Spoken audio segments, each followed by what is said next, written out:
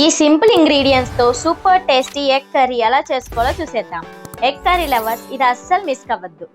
ముందుగా ఒక ప్యాన్ తీసుకొని అందులో 2 table spoons of ghee add చేసుకోవాలి.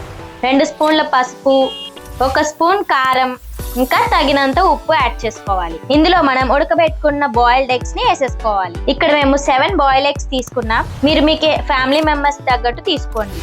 ఎగ్స్ అంతా ఇలా బాగా ఫ్రై చేసుకోవాలి. ఎగ్స్ అన్ని బాగా ఫ్రై అయ్యాక ఒక ప్లేట్ లోకి తీసుకొని పక్కన పెట్టుకోవాలి. సేమ్ అదే కడాయిలో 2 టేబుల్ స్పూన్స్ ఆఫ్ ఆయిల్, 1 లవంగం, 1 దాల్చిన చెక్క యాడ్ చేసుకుందాం టేస్ట్ కోసం. అండ్ ఇందులో చిన్నగా కట్ చేసుకున్న ఆనియన్స్ కూడా వేసుకుందాం. ఆనియన్స్ అన్ని బాగా ఫ్రై అయ్యాక ఇందులో జింజర్ గార్లిక్ పేస్ట్ యాడ్ చేసుకోవాలి. పచ్చి వాసన పోయేంత వరకు మనం కలుపుకుందాం. టేస్ట్ కోసం కొన్ని పుదీనా ఆకుల్ని వేయండి.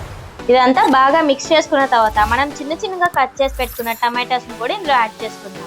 ఇందులో తగినంత సాల్ట్ వేసి బాగా కలుపుకుందాం.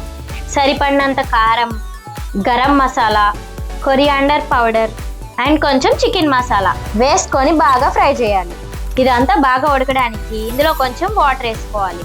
ఫ్లేవర్ కోసం కొంచెం కొత్తిమీర ఆకులు వేసుకుందాం.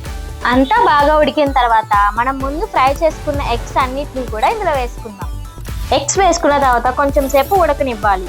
అంతే, టేస్టీ సింపుల్ ఇంగ్రీడియంట్స్ తో ట్రై చేయండి.